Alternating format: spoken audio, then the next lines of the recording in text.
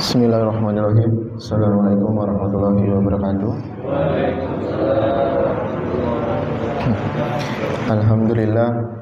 Alhamdulillahirabbil alamin. Wassalatu wassalamu ala asrofil anbiya'i wal mursalin sayyidina wa maulana Muhammadin wa ala alihi wa sahbihi ajmain. Amma ba'du. Pertama-tama marilah kita panjatkan puji syukur atas kehadirat Allah Subhanahu wa taala, di mana pada pagi hari ini kita masih diberikan kesempatan untuk berkumpul dalam majelis ilmu. Alhamdulillah dalam keadaan sehat walafiat. Sholawat serta salam marilah senantiasa kita sanjungkan kepada Nabi besar Muhammad sallallahu alaihi wasallam. Semoga kita merupakan bagian dari umatnya yang mendapatkan syafaat yaumul qiyamah kelak. Allahumma amin. Bapak dan Ibu, alhamdulillah saat ini kita dipertemukan kembali dengan bulan Muharram atau tahun baru Hijriah 1447 Hijriah, di mana biasanya ketika kita bertemu dengan tahun baru itu identik dengan mungkin harapannya juga baru, perubahan menuju perubahan yang lebih baik, atau biasanya kita sering mendengar istilah resolusi tahun baru. Nah, tahun baru Islam bukanlah sekedar pergantian kalender Hijriah, tapi tahun baru Islam juga bisa kita jadikan sebagai sebuah momentum muhasabah atau untuk merenungi perjalanan hidup kita selama ini di dunia. Mungkin pertanyaan-pertanyaan yang perlu kita renungi atau perlu kita jawab, sudahkah kita menjadi hamba Allah yang lebih baik? Sudahkah kita lebih tenang jiwanya? Ataukah kita masih bergelut dengan keresahan, kita masih bergelut dengan kekhawatiran ataupun ketakutan-ketakutan yang berlebihan? Nah, itu menjadi sebuah renungan bagi kita untuk memasuki tahun baru Hijriah. Nah, marilah kita sama-sama memaknai tahun baru Hijriah sebagai sebuah momentum untuk berhijrah. Hijrah di sini bukan hanya sebatas perpindahan fisik semata seperti yang Rasulullah SAW pernah lakukan, yaitu hijrah dari Mekah ke Madinah. Tetapi hijrah di sini lebih kepada berpindah cara berpikirnya, ataupun mindset kita ataupun mental kita perlu kita rubah. Salah satunya ya tadi dari yang semula kita masih overthinking, kita rubah menjadi tawakal thinking. Dari pola pikir negatif kita rubah menjadi pola pikir yang positif. Dari rasa ketakutan kita rubah menjadi rasa keberanian. Dari rasa cemas kita rubah menjadi sebuah rasa keyakinan. Dari hati yang gelisah kita rubah menjadi hati yang lebih tenang. Dari pikiran yang penuh kekhawatiran ke pikiran yang dipenuhi keyakinan pada Allah Subhanahu wa taala. Allah Subhanahu wa taala berfirman dalam Al-Qur'an surat Al-Baqarah ayat 218, sesungguhnya orang-orang yang beriman, orang-orang yang berhijrah dan berjihad di jalan Allah, mereka ini mengharapkan rahmat Allah, dan Allah Maha Pengampun lagi Maha Penyayang. Jadi hijrah di sini bukan hanya fisik semata, tapi juga mengarah ke jiwa ataupun mental, termasuk hijrah dari overthinking, kebiasaan berlebihan dalam berpikir hingga menimbulkan kecemasan, menuju tawakal, yaitu ketenangan karena menyerahkan hasil sepenuhnya kepada Allah Subhanahu wa taala. Nah, overthinking di sini perlu kita waspadai, karena ketika kita mempunyai rasa atau pemikiran overthinking yang secara terus-menerus, ini nanti akan lama-kelamaan akan menimbulkan gangguan yang disebut dengan anxiety. Nah, itu juga salah satu masalah psikologis yang perlu kita waspadai. Overthinking secara bahasanya pun juga sebenarnya kita bisa mengartikannya. Over itu kan berlebihan, thinking berpikir, atau bisa juga kita definisikan sebagai berpikir secara berlebihan, atau suatu keadaan di mana seseorang itu terjebak dalam kekhawatiran, ketakutan, dan pikiran negatif yang terus berputar-putar di benaknya. Biasanya overthinking ini berpikir secara berlebihan tentang sesuatu yang sebenarnya belum tentu terjadi. Misalkan kita mau mendaftar pekerjaan, kita mendaftar kerja, kita sudah berpikir duluan nanti keterima atau tidak ya. Misalkan anak kita mau ujian, nanti anak saya lulus atau tidak ya, padahal ujiannya pun belum dilakukan. Terlalu mengkhawatirkan masa depan.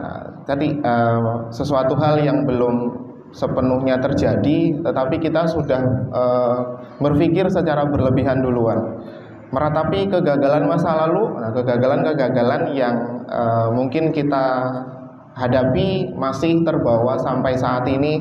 Kenapa ya kok dulu sampai gagal, kenapa kok dulu tidak bisa, dan lain seterusnya. Itu juga bisa dikatakan sebagai overthinking. Memikirkan kemungkinan buruk yang belum tentu terjadi. Tadi kalau saya kerja, saya keterima nggak ya, padahal daftarnya pun belum, dan seterusnya.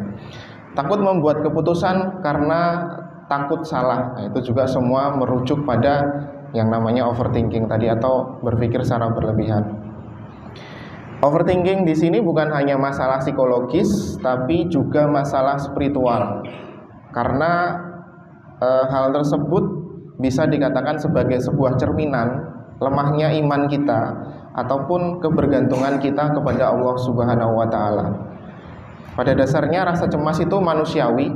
Jadi tidak mungkin seseorang itu tidak memiliki rasa cemas, karena itu ya tadi hal yang lumrah. Tetapi ketika cemas itu tidak bisa kita kelola dengan baik, maka bisa berubah menjadi sebuah penyakit jiwa, mengganggu tidur kita tidak nyenyak, ataupun produktivitas pekerjaan kita menurun, bahkan hubungan sosial, dan yang jauh lebih parah lagi akan menjauhkan kita dari Allah Subhanahu wa taala. Rasulullah SAW bersabda, "Janganlah kamu terlalu bersedih dan janganlah kamu terlalu takut, karena Allah bersama kita." Hadis riwayat Bukhari dan Muslim. Nah, untuk mengatasi permasalahan overthinking tersebut, dalam Islam ada sebuah konsep menarik yang disebut dengan tawakal. Nah, mengapa tawakal di sini adalah sebuah solusi dari sebuah overthinking tadi? Karena tawakal di sini adalah kunci utama untuk keluar dari belenggu overthinking. Tawakal berasal dari kata wakala, yang artinya menyerahkan urusan kepada pihak yang dipercaya. Dalam konteks keimanan, tawakal adalah menyerahkan segala urusan kepada Allah Subhanahu wa taala agar hasilnya itu bisa maksimal. Karena setelah kita berusaha, ya jalan terakhir yang bisa kita lakukan adalah menyerahkan segala sesuatunya kepada Allah Subhanahu wa taala.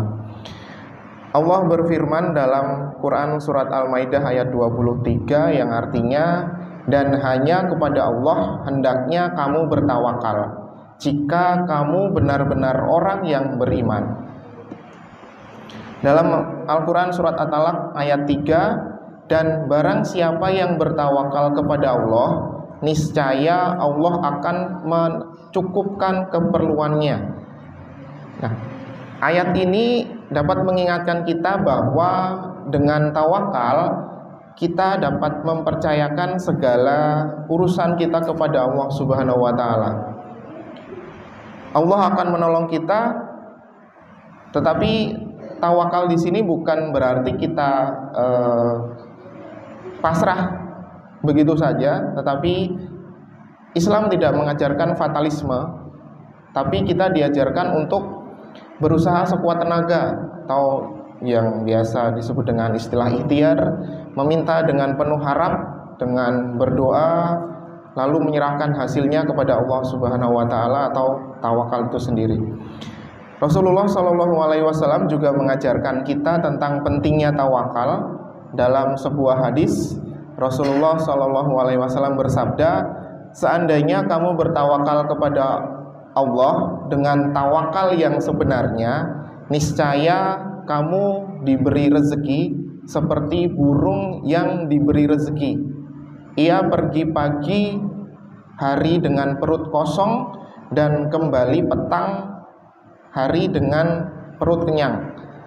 Jadi burung itu tidak akan memikirkan apakah dia nantinya dapat makan ataukah kebutuhan dia tercukupi. Itu burung tidak memikirkan itu. Burung itu tidak berdiam diri, ia terbang ke sana kemari mencari, tetapi ia tak memikirkan apakah akan gagal hari ini atau tidak. Ia tetap terbang dengan penuh keyakinan.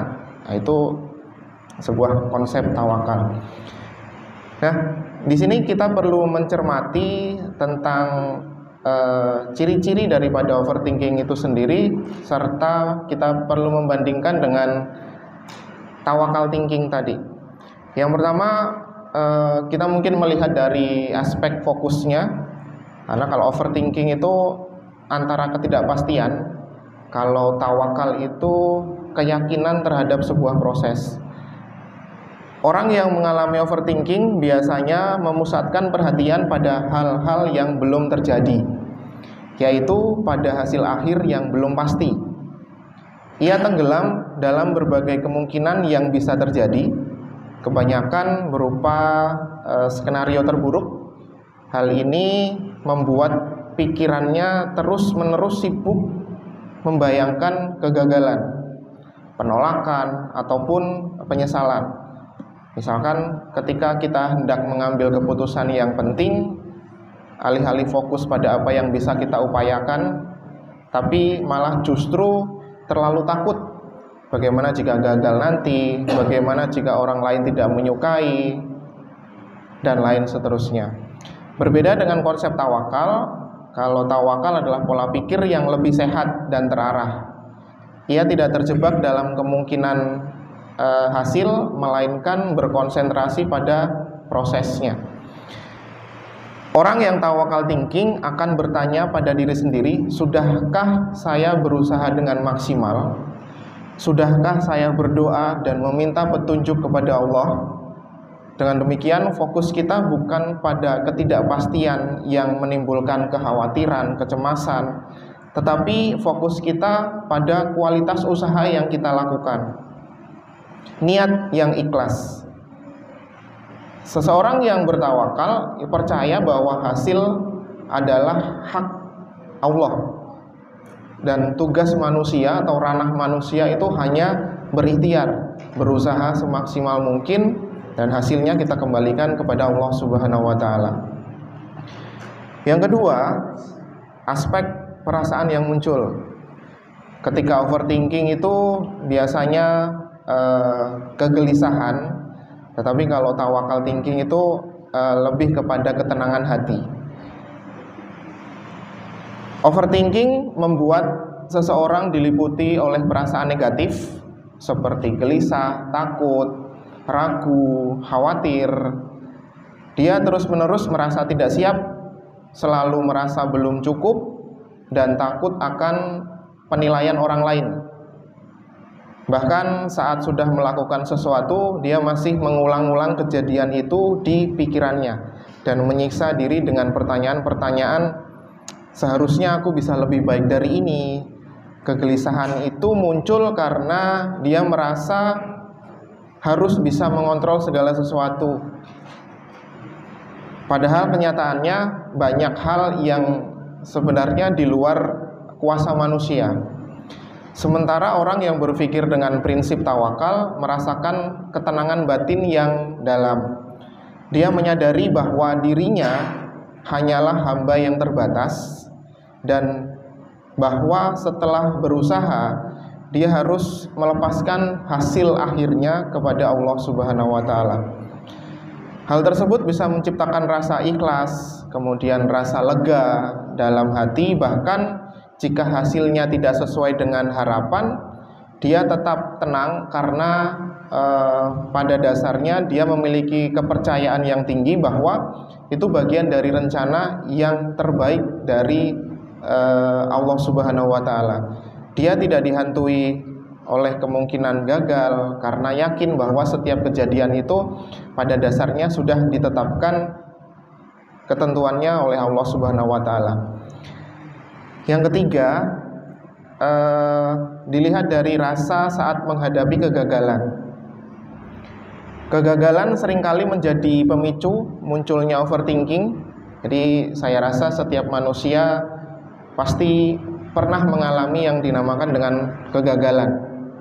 Entah itu gagal dalam karir, entah itu gagal dalam usaha. Nah, mungkin kita sebagai manusia yang bijak ya, habiskanlah masa-masa kegagalan itu di waktu muda. Ketika kita sudah memasuki masa tua ya, kita sudah tidak menemukan lagi kegagalan itu. Orang yang overthinking akan merespon kegagalan dengan menyalahkan diri sendiri secara berlebihan. Dia merasa dirinya tidak berguna, merasa bodoh, ataupun merasa tidak layak. Bahkan dalam kasus tertentu, dia bisa terjebak dalam depresi atau kehilangan semangat hidup. Itu merupakan salah satu dampak yang paling serius daripada overthinking, yang akan berujung pada depresi, atau tadi ada anxiety dan seterusnya. Kegagalan menjadi trauma, bukan menjadi sebuah pelajaran. Jadi kalau orang yang sudah berpikiran overthinking itu akan menanggapi sebuah kegagalan itu menjadi sebuah rasa trauma. Sedangkan seharusnya kita perlu menyikapi sebuah kegagalan itu sebagai sebuah pelajaran yang sangat berguna. Hal ini disebabkan oleh kepercayaannya bahwa hasil sepenuhnya adalah tanggung jawabnya. Jadi orang yang memiliki rasa overthinking itu percaya bahwa hasil itu merupakan tanggung jawab diri dia sepenuhnya. Sehingga ketika gagal, dia seolah-olah seluruh beban itu jatuh pada pundaknya. Sebaliknya, orang yang memiliki tawakal thinking menghadapi kegagalan dengan cara yang lebih bijak dan produktif. Dia tidak panik atau menyalahkan diri, tetapi melakukan introspeksi dengan jernih. Apa yang kurang dari usahaku? Apa pelajaran yang bisa saya ambil dari sebuah rasa kegagalan itu? Di mana saya bisa memperbaikinya? Dan itu pertanyaan-pertanyaan atau renungan-renungan yang biasa dilakukan oleh orang-orang yang memiliki rasa tawakal. Setelah itu dia menyerahkan hasilnya kepada Allah Subhanahu wa taala tanpa dendam pada takdir atau kecewa berlarut-larut. Sikap ini bisa menjadikannya lebih kuat dalam menghadapi hidup karena tahu bahwa kegagalan bukan akhir dari segalanya, melainkan kegagalan itu sebuah jembatan yang menuju pada keberhasilan di masa yang akan datang. Yang keempat, dilihat dari sumber kekuatan. Jadi salah satu ciri khas daripada overthinking adalah berpikir terlalu keras dengan sendirian. Jadi orang-orang yang overthinking sangat bergantung pada logika, sangat bergantung pada perhitungan ataupun asumsi-asumsi pribadi. Dia merasa semuanya harus dianalisis, semuanya harus diantisipasi, semuanya harus dikendalikan sendiri. Namun semakin dia mencoba mengontrol semuanya, semakin ia merasa cemas karena hidup seringkali berjalan tidak sesuai dengan rencana yang sudah ditetapkan. Nah, ini biasanya menjadi paradoks overthinking, ingin menghindari masalah tetapi justru terjebak dalam masalah pikiran sendiri. Sedangkan konsep tawakal, orang yang memiliki tawakal thinking biasanya menjadikan Allah sebagai sumber kekuatan utama. Dia menyadari bahwa logika manusia itu sangat terbatas dan kehidupan ini penuh dengan ketidakpastian yang hanya bisa ditenangkan dengan iman. Ia yakin bahwa ketika ia menggantungkan hatinya kepada Allah, maka akan ada kekuatan dan pertolongan yang datang dari luar nalar manusia. Biasanya orang yang memiliki rasa tawakal itu percaya bahwa akan ada pertolongan yang secara logika mungkin itu di luar nalar manusia. Tapi bagi Allah itu bukan hal yang mustahil untuk dilakukan. Keyakinan itu membuat jauh lebih ringan dalam menjalani hidup karena merasa tidak sendiri. Dia tidak menggantungkan nasib pada manusia, tetapi dia menggantungkan kepada Tuhan yang Maha Kuasa. Nah, perbedaan mendasar antara overthinking dan tawakal thinking terletak pada cara kita memandang peran diri dan peran Tuhan dalam hidup ini.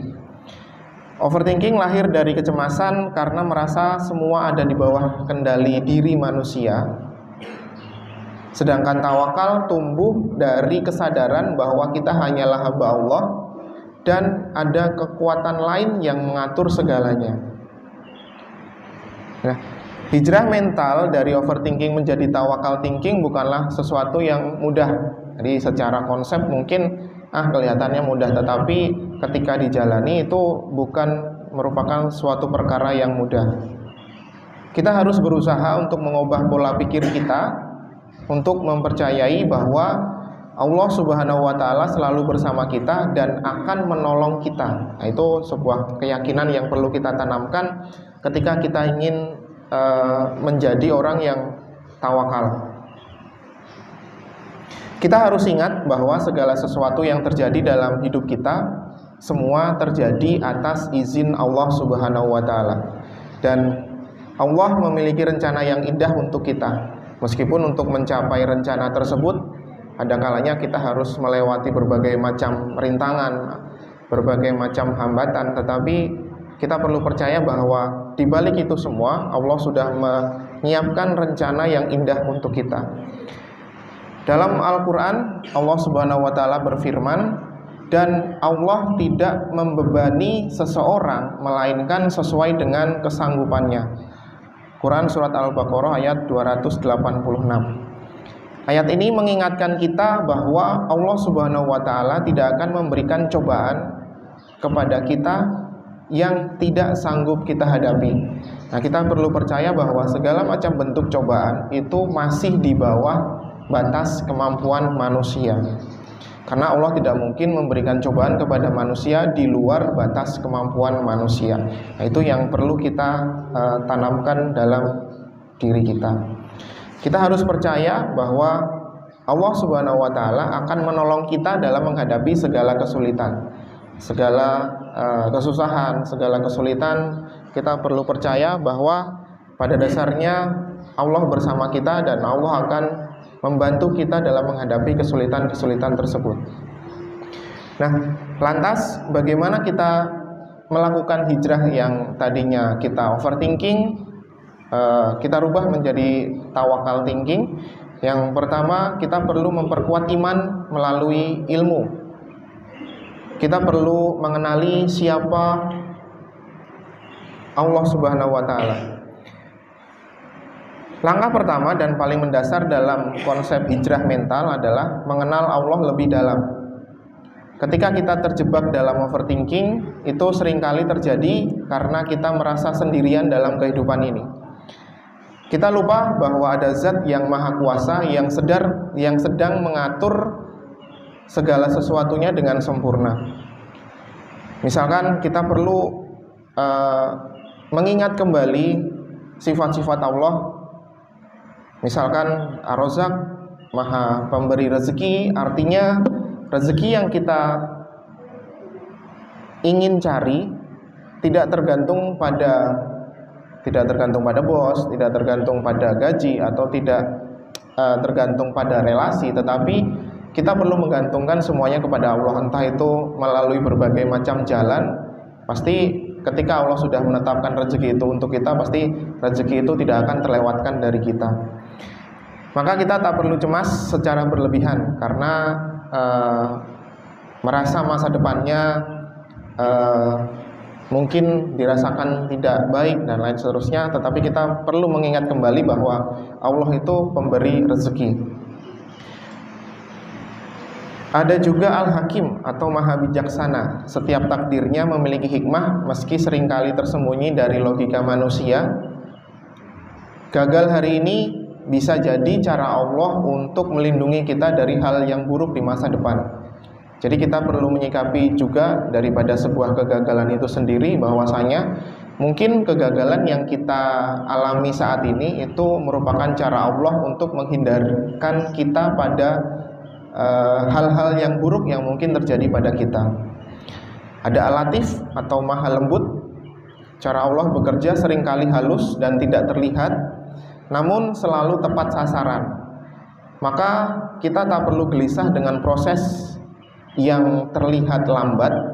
Mungkin proses kita tidak secepat orang lain.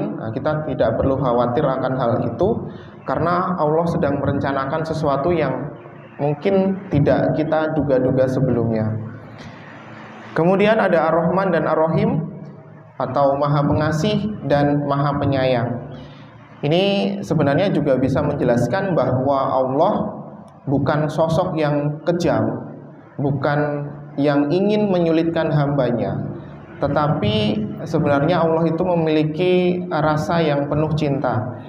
Apapun yang terjadi pada kita, selalu ada kasih sayang di baliknya. Dengan memperdalam ilmu agama dengan nama-nama atau sifat-sifat Allah atau Asmaul Husna tadi, kita perlahan-lahan akan meninggalkan kecemasan, karena kita yakin bahwasanya tadi Allah memiliki sifat-sifat yang maha bijaksana, maha pemberi rezeki, maha lembut, dan lain seterusnya, masih banyak lagi. Kita perlahan akan meninggalkan kecemasan karena kita percaya terhadap sifat tersebut.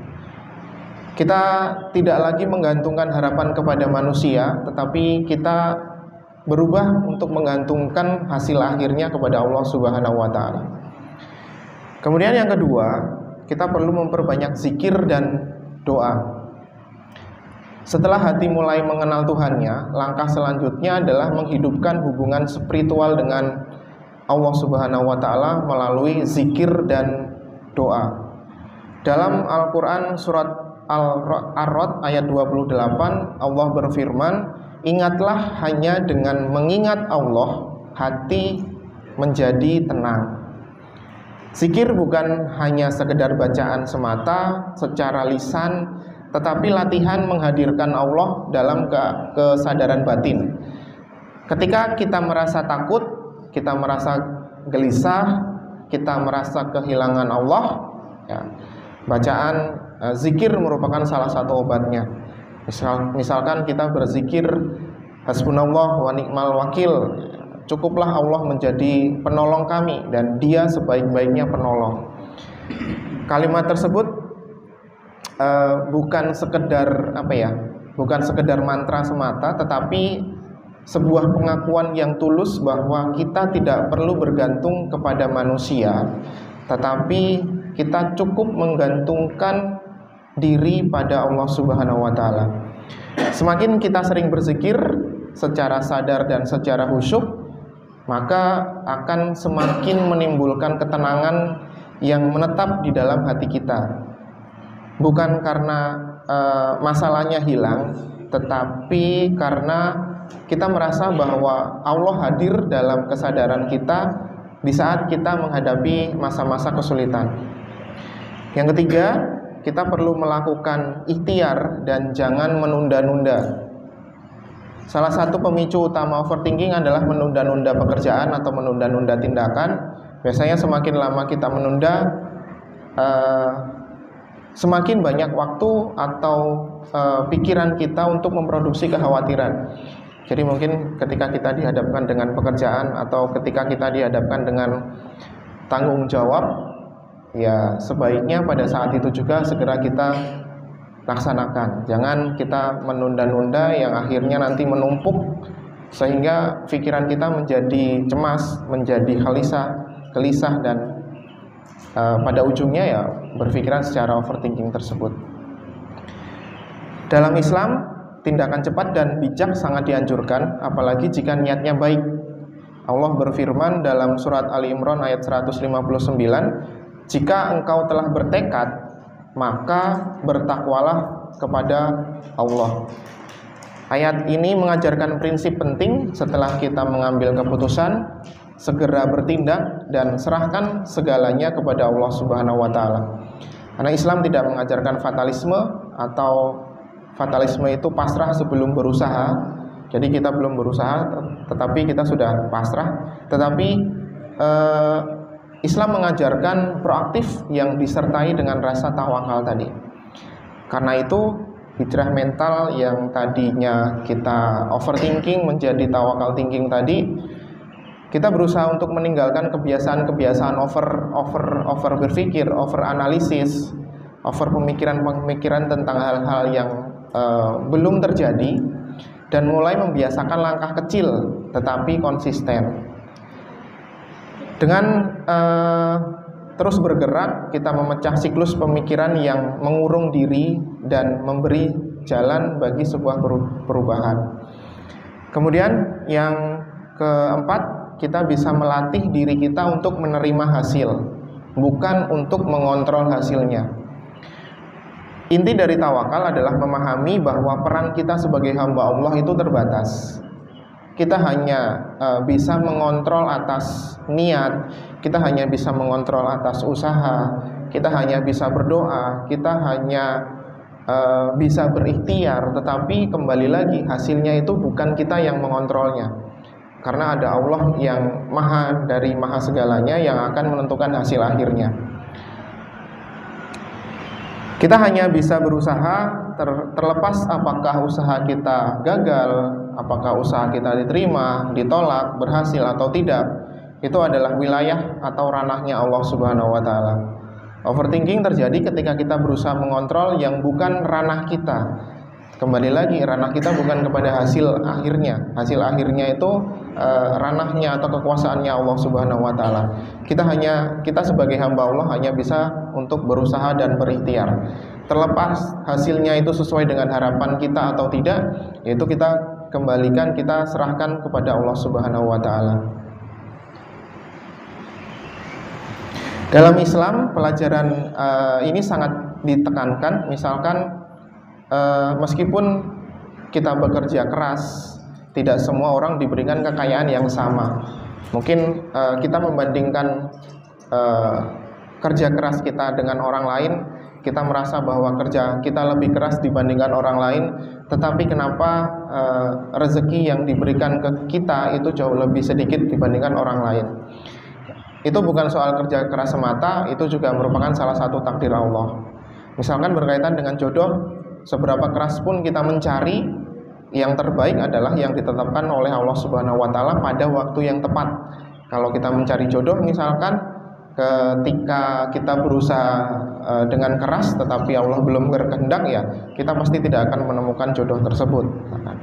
Misalkan masa depan manusia tidak akan tahu apa yang terjadi hari esok, tetapi kita diperintahkan untuk mempersiapkan segala sesuatunya dengan perbuatan-perbuatan yang baik. Latihan mental merupakan hal yang penting, fokus pada apa yang bisa kita kendalikan dan lepaskan sisanya kepada Allah Subhanahu wa taala. Kita fokus kepada ikhtiarnya, kita fokus kepada doanya, hasilnya kembali kita serahkan kepada Allah Subhanahu wa taala. Itu bukan merupakan sifat yang lemah, tetapi justru menunjukkan rasa keimanan kita, kekuatan batin kita sebagai seorang mukmin. Sedikit kisah Rasulullah ketika menerima perintah hijrah dari Allah, yang berpindah dari Mekah ke Madinah untuk menyelamatkan Islam dari penindasan kaum Quraisy. Hijrah bukan sekedar perjalanan biasa, ini adalah langkah strategis yang mempertaruhkan nyawa, karena kaum Quraisy saat itu menganggap Rasulullah sebagai ancaman besar dan telah merancang pembunuhan. Rasulullah Shallallahu Alaihi Wasallam tidak sendirian, beliau ditemani oleh sahabat tercinta yaitu Abu Bakar As-Siddiq yang rela meninggalkan segalanya, meninggalkan rumah, meninggalkan harta, bahkan nyawanya demi menemani Nabi di jalan dakwah. Dalam perjalanan hijrah yang penuh resiko itu, Rasulullah Shallallahu Alaihi Wasallam dan Abu Bakar memutuskan bersembunyi di Gua Sur selama 3 hari. Gua itu terletak di daerah bebatuan yang terjal sejauh sekitar 5 km ke arah selatan dari Mekah, arah yang berlawanan dari Madinah. Ini menjadi bagian dari strategi agar musuh pada saat itu terkecoh. Namun pasukan Quraisy tidak menyerah. Mereka memburu Nabi dan menyisir seluruh wilayah, termasuk mendekati pintu Gua Sur. Saat itu jarak mereka dengan Rasulullah dan Abu Bakar sangat dekat, hanya tinggal beberapa langkah saja. Jadi pada saat itu Rasulullah dan Abu Bakar sedang bersembunyi di Gua Sur, dan kaum Quraisy pada saat itu hanya berjarak sangat dekat dengan gua tempat Rasulullah bersembunyi. Ketika Abu Bakar melihat kaki-kaki pasukan Quraisy dari celah batu, Abu Bakar sangat cemas dan takut.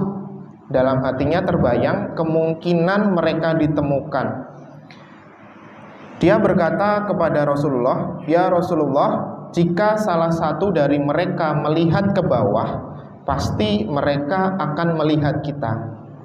Perkataan ini bukan tanda kelemahan iman, tapi reaksi manusiawi dari seorang sahabat Nabi yang sangat mencintai nabinya. Dia tidak takut untuk dirinya sendiri, tapi khawatir jika Rasulullah SAW disakiti atau bahkan dibunuh.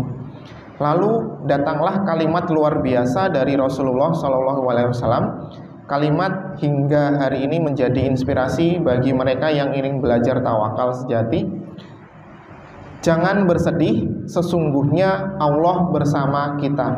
Quran Surat At-Taubah ayat 40.